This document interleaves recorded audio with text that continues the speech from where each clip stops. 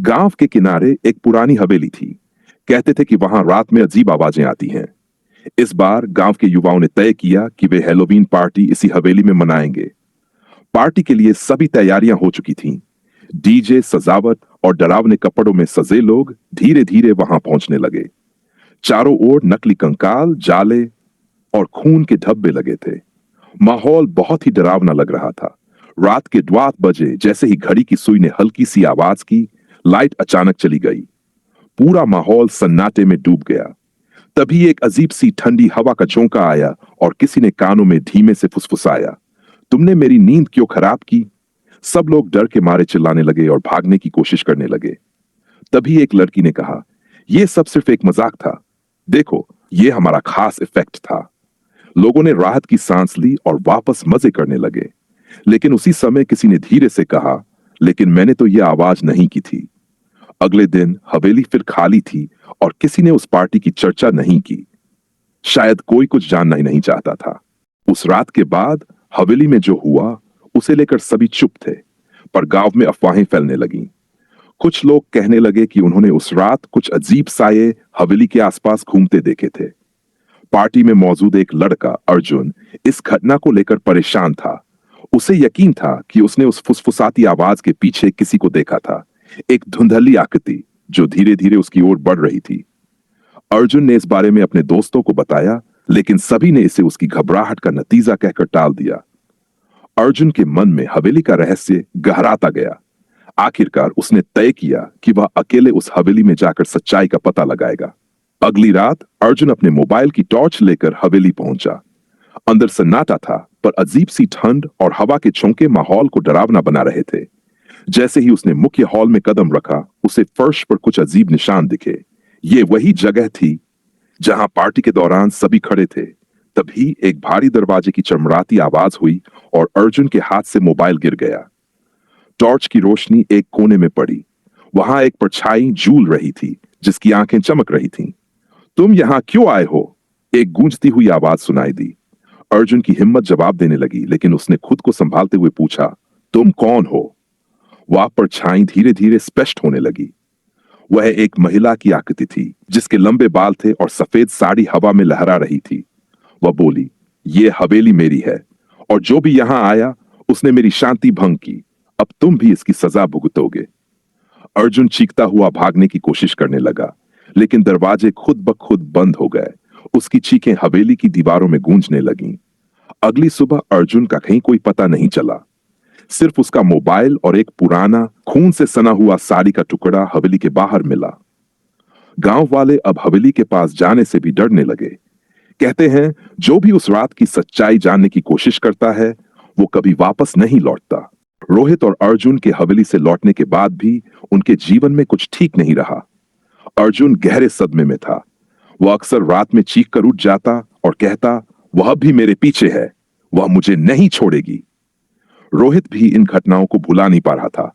उसे ऐसा महसूस होता जैसे कोई हर समय उसे देख रहा है। एक दिन उसने अर्जुन से पूछा, उस रात तुमने वहां क्या देखा था? अर्जुन ने कांपते हुए कहा, उसने मुझे अपने जाल में फंसा लिया था। मैं कहीं नहीं जा पा रहा था। हर बार जब मैंने भागने की कोशिश की वह मेरे सामने आ जाती।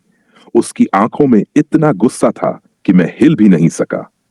रोहित ने उसे समझाया कि कामिनी की आत्मा अब मुक्त हो चुकी है, लेकिन अर्जुन ने कहा, नहीं रोहित, वह मुक्त नहीं हुई। उसने मुझसे कहा था कि वह वापस आएगी और तुम्हें भी साथ ले जाएगी। इस बात ने रोहित को और बेचैन कर दिया। उसने गांव के एक अनुभवी तांत्रिक से संपर्क किया। तांत्रिक ने हवेली के बारे में सुनते ही कहा, तुमने बहुत बड़ी गलती की है। उस आत्मा की मुक्ति अधूरी है। उसका गुस्सा शांत नहीं हुआ। वह तुम्हारे पीछे जरूर आएगी। तांत्रिक ने उन्हें एक यज्ञ करने की सलाह दी जो कामिनी की आत्मा को हमेशा के लिए शांत कर सकता था। लेकिन उसने चेतावनी दी, यह आसान नहीं होगा। वह इस प्रक्रिया को रोकने की कोशिश करेगी। अगले दिन रोहित और अर्जुन ने तांत्रिक के साथ मिलकर यज्ञ की तैयारी शुरू की। गांव में यह खबर फैल गई और सभी लोग डरे हुए थे। रात को यज्ञ शुरू हुआ। मंत्रों की गूंज और धुएं के बीच हवेली की दिशा से ठंडी हवा चलने लगी। तभी हवेली की ओर से एक तेज चीख सुनाई दी। अर्जुन ने घबरा कर कहा, वह आ गई है। अचानक आग की लपटें उठने लगीं और एक धुंधली परछाई प्रकट हुई। कामिनी की आत्मा अब और भी गुस्से में थी। उसने चिल्लाकर कहा, तुम मुझे कभी खत्म नहीं कर सकते। यह हवेली मेरी थी और हमेशा मेरी रहेगी। तांत्रिक ने मंत्र पढ़ना तेज कर दिया। कामिनी ने हवा में लहराते हुए यज की आग को बुझाने की कोशिश की, लेकिन रोहित और अर्जुन ने हिम्मत नहीं हारी। वे मंत्रों के साथ तांत्रिक का साथ देते रहे।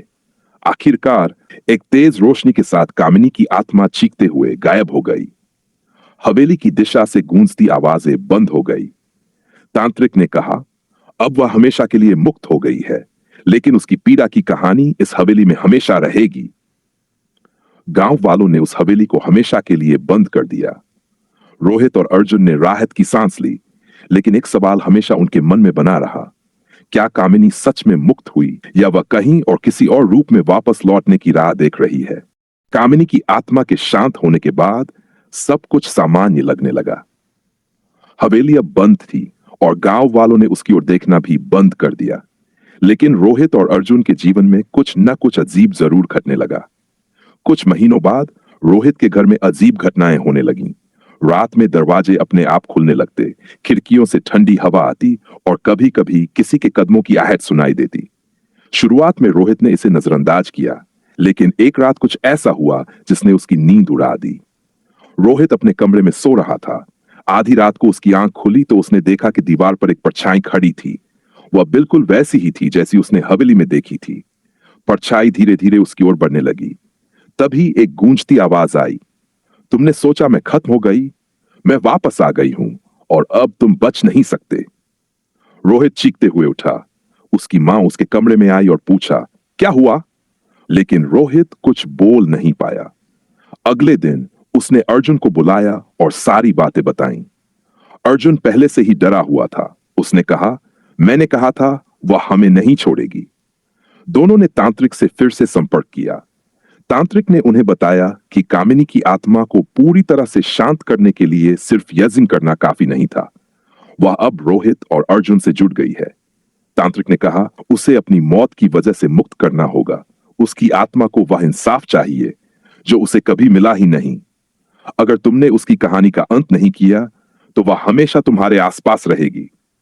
अब रोहित और अर्जुन के पास एक ही रास्ता था, कामिनी की सच्चाई को उजागर करना और उसकी आत्मा को न्याय दिलाना।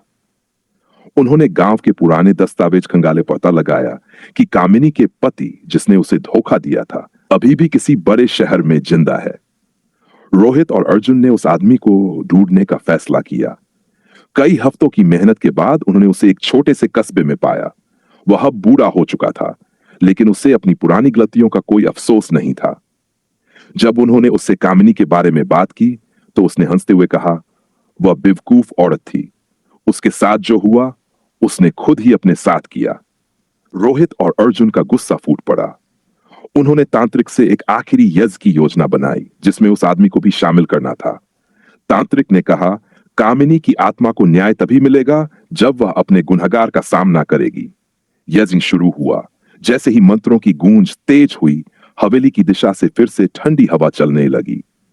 कामिनी की आत्मा प्रकट हुई। इस बार उसका चेहरा गुस्से और दर्द से भरा हुआ था।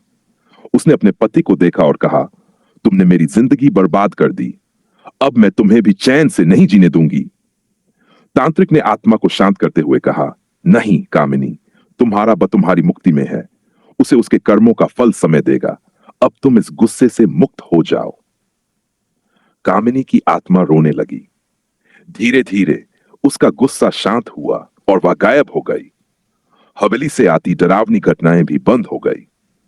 उस रात के बाद रोहित और अर्जुन ने कभी कोई अजीब घटना महसूस नहीं की, पर वह हवेली अब भी गांव के बाहर खड़ी थी, अपनी दीवारों में कई रहस्यों और कहानियों को छुपाए हुए।